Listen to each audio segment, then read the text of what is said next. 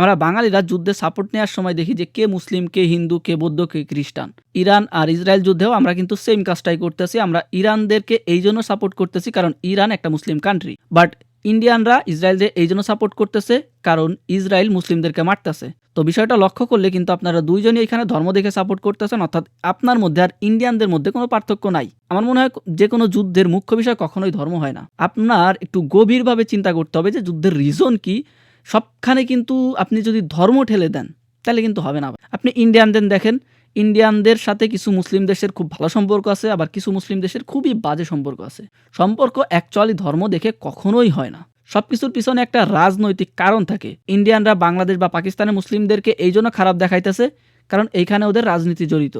এই রাজনীতি দেখায় কিন্তু ওরা ভোট পায় যে দেখো বাংলাদেশ আমাদের শত্রু, পাকিস্তান আমাদের শত্রু এবং এই দুই দেশে আমরা সোজা রাখতে পারবো, এইটা বলে কিন্তু বিজেপি ভোট নেয়। যাই হোক না কেন, এটা মুখ্য বিষয় না। আমি ইরান আর ইসরায়েল বিষয়ে কথা বলতেছিলাম যে ইরানরে আপনি সাপোর্ট করেন কোনো সমস্যা নাই, বাট জাস্ট বিকজ ইরান একটা মুসলিম কান্ট্রি এই জন্য যদি আপনি ইরানরে সাপোর্ট করেন তাহলে আপনি ভুল। ইরানরে সাপোর্ট করার কয়েকটা মুখ্য বিষয় আপনারা আমি দেই, এইগুলোর জন্য ইরানরে সাপোর্ট করেন, নাকি ইরান একটা মুসলিম কান্ট্রি শুধু সেই জন্য। প্রথম রিজন হইতেছে ইসরায়েল যখন প্যালেস্টিনে আক্রমণ করে তখন ইরান একমাত্র দেশ যারা ইসরায়েলের বিরুদ্ধে যুদ্ধ ঘোষণা করছে। এখন আপনি বলতে পারেন ইসরায়েল প্যালেস্টিনে মুসলিমদেরকে মারতেছিল আর এই জন্য আপনি ইরানের সাপোর্ট নিলেন কারণ ইরান প্যালেস্টিনকে বাঁচানোর চেষ্টা করতেছিল।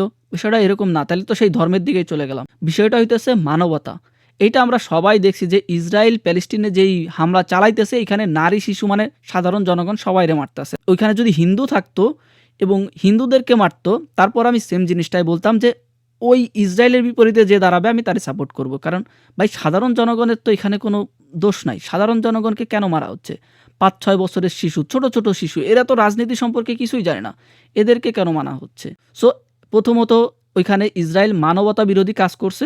ইরান যেহেতু এটার বিরুদ্ধে দাঁড়াইছে এই জন্য আমি ইরানকে পছন্দ করলাম, একটা রিজন দিলাম।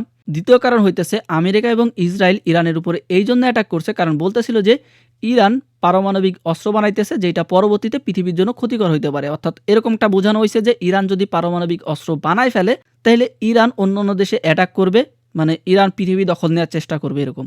বাট লজিক্যালি এরকম কোনো প্রমাণই পাওয়া যায় নাই। সো এইটা অ্যাকচুয়ালি একটা মনে করেন এক্সকিউজ অ্যাটাক করার জন্য, ঠিক আছে? এক্সকিউজ দিয়ে আমি আপনার ওই যে পায়ে পাড়ায় ধরে যুদ্ধ করা কয় না, ওরকম পায়ে পাড়ায় ধরে মারামারি করার মতন করছে ইসরায়েল আর আমেরিকা। আর এটা আপনি খুব ভালো করেই বুঝেন। এছাড়া আমেরিকা আর ইসরায়েল বলতেছে যে ইরানে স্বৈরাচার তৈরি হয়েছে, অর্থাৎ খামেনি একজন স্বৈরাচার শাসক এবং তারা সেই দেশে গণতন্ত্র ফিরাই দিতে চায়। ওয়েল, খামেনি স্বৈরাচার এটা আমরাও জানি এবং ইরানের লোকরাও ভালো জানে। আসলেই কিন্তু খামেনি স্বৈরাচার। ওইখানে আপনি খামেনির বিরুদ্ধে কিছু বলতে পারবেন না এবং খামেনির বিরুদ্ধে দাঁড়ানোর মতন ক্ষমতাও আপনার নাই। সো খামেনি স্বৈরাচার, মানে জনগণ না চাইলেও সে ইচ্ছা করে শক্তি প্রয়োগ করেও সেইখানে প্রধানমন্ত্রী হয়ে আছে।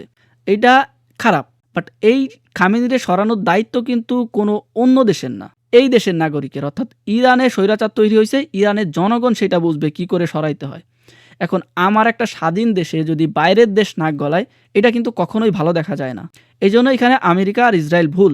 আর লাস্ট এবং সবচেয়ে ইম্পর্টেন্ট হইতেছে সবার আগে কিন্তু ইসরায়েল অ্যাটাক করছে নাকি ইরান। ইরান যদি আগে অ্যাটাক করতো তাইলে আমি ইরানকে ভুল বলতাম, বাট যেহেতু সবার আগে অ্যাটাক ইসরায়েল করছে তাই এখানে ইসরায়েল ভুল। আবার দেখেন অ্যাটাকটা দেখেন, আপনি ঠিক আছে আপনি ইরানকে দুর্বল করতে চান, তাদের কোনো আর্মি বেজে অ্যাটাক করেন বা যেসব জায়গায় আপনার মনে হইতেছে যে ওরা পারমাণবিক পরীক্ষা চালাচ্ছে সেইখানে অ্যাটাক করেন। কিন্তু ইসরায়েল প্রথম দিন অ্যাটাক করছে কোথায় জানেন? একটা স্কুলে। এবং ইরান কিন্তু এই পর্যন্ত জানতো না যে আজকে ওদের উপরে অ্যাটাক হবে। তার মানে স্কুলে কিন্তু ছাত্রছাত্রী সবাই ছিল, স্কুল করতেছিল, যেহেতু দিনের বেলা অ্যাটাক হয়েছে। ওই অবস্থায় যদি একটা স্কুলে অ্যাটাক হয় তাহলে বুঝেন কী অবস্থা হয়।